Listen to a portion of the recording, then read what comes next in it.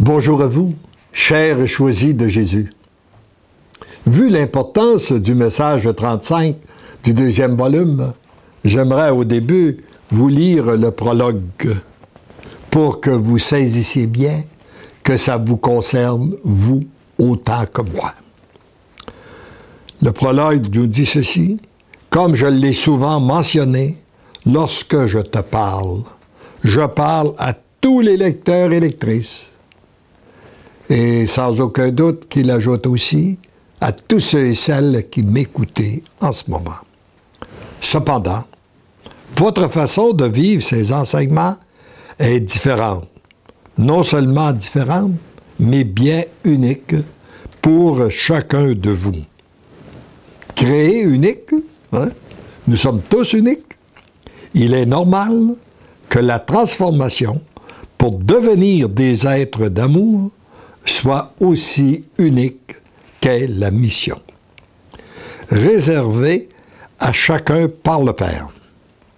Ce qui est important, c'est de lui donner vos oui. Alors, mon tout petit, ma toute petite, toi, mon ou ma choisi, tu dois te laisser conduire de plus en plus par moi. C'est là le grand virage que nous avons à faire dans nos vies. Pour cela, il te faut être de plus en plus à mon écoute.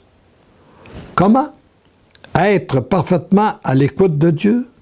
C'est la question que tu te poses. Voilà quelques points qui devraient t'aider à être encore plus à mon écoute.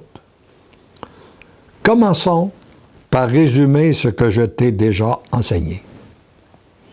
Remets-moi toute préoccupation dès qu'elle se présente à toi. Un autre tantôt, il a dit, « Je n'ai pas d'objection que tu t'occupes, mais je ne veux pas que tu te préoccupes. Alors, tes préoccupations, tu me les donnes. Reconnais ta petitesse et ton impuissance. Parce que je comprends de plus en plus que les forts, les intelligents, le Seigneur les laisse aller. Il s'occupe des petits, des faibles, des vulnérables. Et il faut reconnaître que sans lui, nous sommes impuissants pour être témoins de sa toute-puissance, et ça dans les moindres détails de notre vie. Accueille toutes les situations qui se présentent à toi, bonnes ou mauvaises, heureuses ou malheureuses. Elles sont là, elles sont une occasion de croissance pour toi aujourd'hui. Bénis le Père dans toutes les situations de ta vie, bonnes ou mauvaises. Et plus on bénit le Père, plus nous entrons dans ce mouvement de louange avec les saints anges, eh bien, c'est comme si nous envoyions des grâces au ciel qui retombent sur l'humanité, qui retombent sur nous. Un peu comme la pluie, qui après avoir fécondé le sol, retourne à l'océan, elle remonte en vapeur dans les nuages et elle revient de nouveau féconder la terre. Eh bien, nous, plus on retourne des louanges au Seigneur, plus nous sommes comblés. Et plus cela nous permet de goûter une nouvelle joie, une nouvelle paix, un nouveau bonheur que nous n'avons jamais connu. Attends tout de lui et de lui seul. Peu importe le moyen utilisé. C'est sûr que le Seigneur agit à travers les autres. Et il agit à travers le monde, mais c'est lui d'abord, et c'est en lui qu'on doit mettre notre confiance.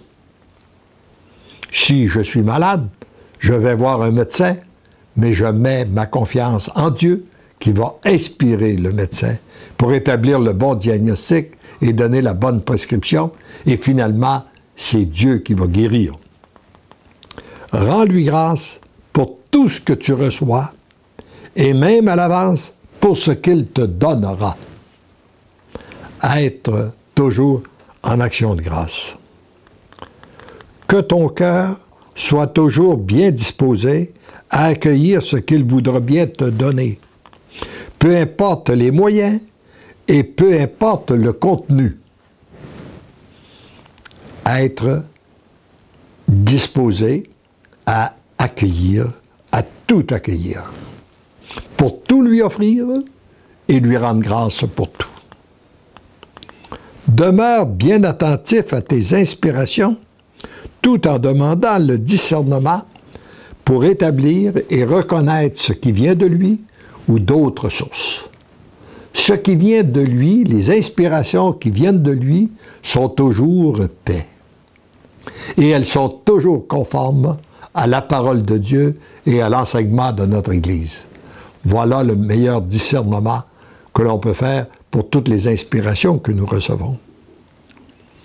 Accorde de plus en plus de temps à la prière, à la contemplation, à l'adoration et à la pratique des sacrements. Voilà le moyen pour entrer en étroite relation avec notre Dieu, la prière, la contemplation, l'adoration et la pratique des sacrements. Ne te laisse jamais influencer par les courants de pensée du monde. Parce que nous savons que nous avons un monde qui a voulu se construire sans Dieu. Alors, si nous nous laissons influencer par la pensée, les graves courants de pensée du monde actuellement, il est sûr que nous nous éloignons de notre Dieu.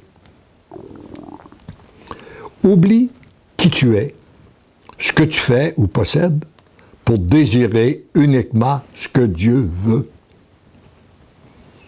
Ce que je veux, moi, c'est pas important, c'est qu'est-ce que Dieu veut pour moi.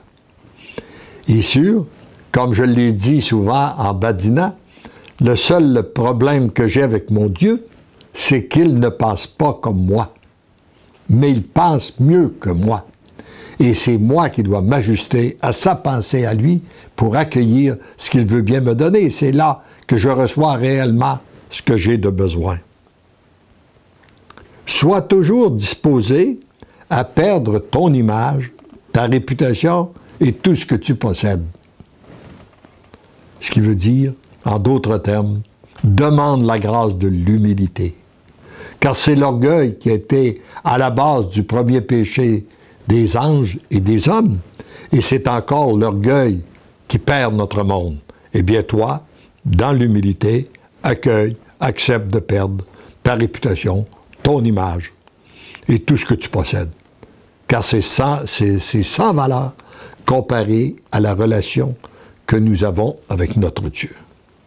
Sois toujours disposé à abandonner tes pensées ou croyances pour accueillir celles de Dieu. Lorsque tu pries ou adores, qu'il y ait toujours un long moment où tu te tais pour être totalement à l'écoute de Dieu. Voyez-vous, il faut s'arrêter, prendre le temps de l'écouter, et c'est dans le silence qu'il vient parler à notre cœur. Après ces 15 points parcourus, ne crois pas que ce soit terminé. Demeure à mon écoute pour découvrir ce qu'il te reste à apprendre, surtout à pratiquer et à être, pour demeurer totalement à mon écoute. Demeurer à mon écoute, voilà le chemin le plus sûr pour devenir l'amour et entrer de plein pied dans l'Église et la société nouvelle. Tendrement, je t'aime. Heureux et heureuses sommes-nous de découvrir ce chemin pour être de plus en plus à l'écoute de notre Dieu.